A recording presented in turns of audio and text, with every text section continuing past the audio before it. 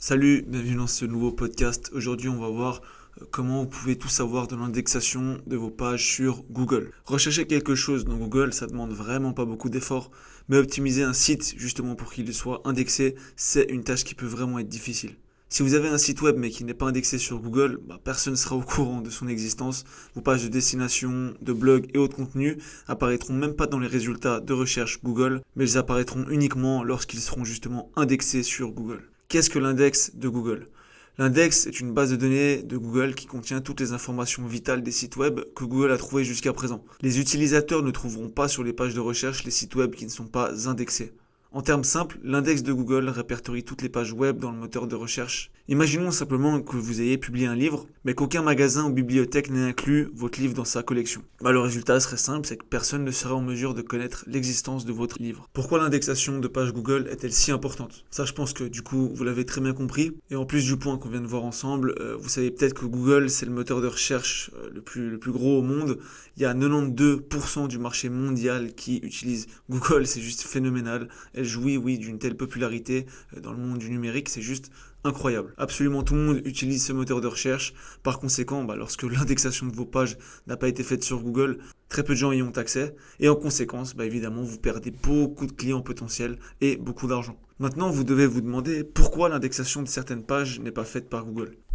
Déjà, vous pouvez aller sur la Google Search Console où il est possible d'utiliser un outil de vérification d'indexation de page Google totalement personnalisé pour voir si vos pages sont indexées ou non. Et vous verrez qu'étonnamment, Google n'indexe pas un nombre gigantesque de sites web. Une question se pose alors. Quelles sont les raisons qui peuvent décourager Google à indexer votre site web? De nombreuses choses peuvent dissuader Google d'indexer certains sites web et vous trouverez justement une liste complète des problèmes liés. Donc dans le cas 1, on peut avoir un site qui soit crawlé mais pas indexé. À ce moment, le moteur de recherche, donc Google, suit 3 étapes.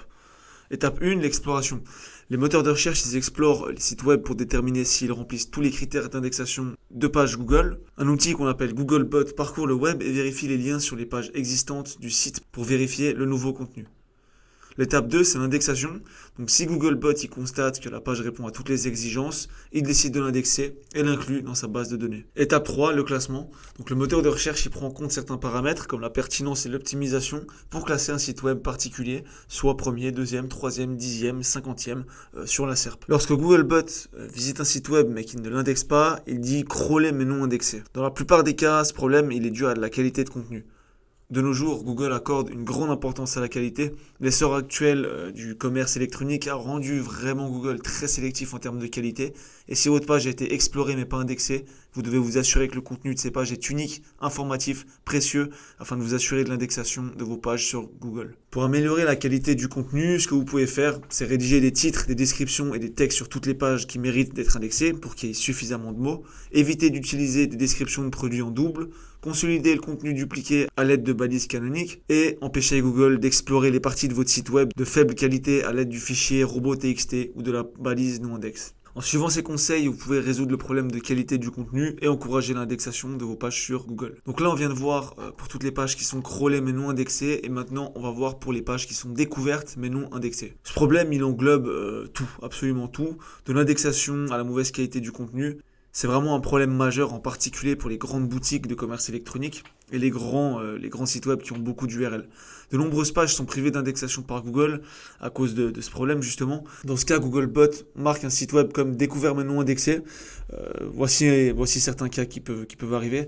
Ça peut être parce que la file d'attente de crawling contient trop d'URL. Ça veut dire que vous avez énormément de nouveaux URL sur votre site web qui ont été mis d'un coup. Et donc, vous le savez, maintenant Google l'indexe plutôt extrêmement facilement et rapidement.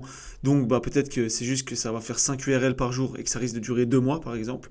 Et le deuxième point, ça peut être que Google pense que les pages web d'un site particulier ne répondent pas aux exigences d'exploration et ils évitent de les visiter en recherchant un modèle dans leurs URL. En gros, si on veut prendre un cas concret, si je faisais un site de revente de vêtements, peut-être que toutes les pages de la catégorie t-shirt, donc tous les t-shirts, dans l'URL, vous avez par exemple www.ventehabit.fr/t-shirt jaune, je sais pas. Et tous les URL qui ont justement le t-shirt, comme je vous ai dit juste avant, dans l'URL, ne sont pas indexés parce que Google, tout d'un coup, il remarque que 5 pages de t-shirt sont absolument de mauvaise qualité et du coup, il décide de ne pas les indexer. Donc voici quelques étapes que vous pouvez entreprendre pour résoudre ce problème. Premièrement, comme on vient de le voir, il faut déterminer s'il y a des modèles de pages qui entrent dans cette catégorie. Si vous voyez que toutes les pages de t-shirt sont dans cette catégorie, c'est qu'il y a un problème sur votre modèle de page t-shirt. Et le deuxième point, vous pouvez vraiment faire en sorte d'optimiser votre budget de crawl en évitant que Google passe sur les pages de mauvaise qualité. Parce qu'en gros, si Google passe sur une page de mauvaise qualité et que vous ne vouliez même pas indexer, ça utilise simplement des crédits qui ne pourront plus, que Google n'utilisera plus pour des pages qui sont de bonne qualité. Donc ces pages-là, vous pouvez les bloquer, l'indexation tout simplement pour éviter que Google passe dessus, ou utiliser les robots TXT pour simplement bloquer certaines catégories, certaines zones de la page. On va parler maintenant de la présence justement du contenu médiocre, parce que dans le monde du référencement, le contenu dupliqué ou de mauvaise qualité crée vraiment beaucoup de problèmes. Et c'est pas forcément que vous avez mal écrit ou autre, on va voir justement certains points qui peuvent poser problème. Par exemple, la variation linguistique. Si vous utilisez plusieurs variantes sur la même page, par exemple que vous êtes en Suisse et que vous faites de l'allemand, de l'italien et du français, donc vous visez entre guillemets plusieurs régions différentes, certaines de ces pages elles risquent de ne pas être indexées par Google. Et l'utilisation du contenu dupliqué, ça c'est super mauvais.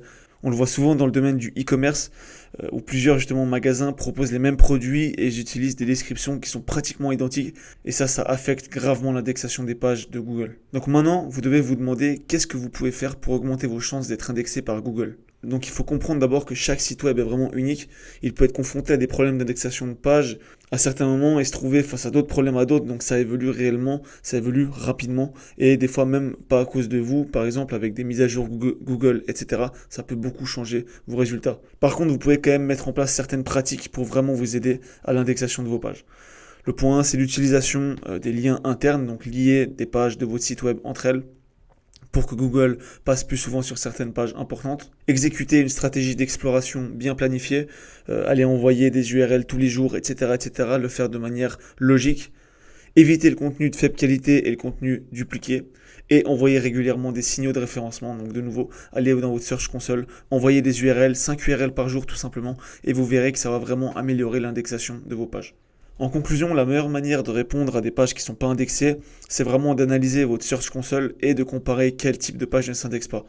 Il ne faut vraiment pas hésiter à forcer Google à passer sur les pages fréquemment, donc vraiment aller envoyer des URL tous les jours, forcer Google à passer dessus.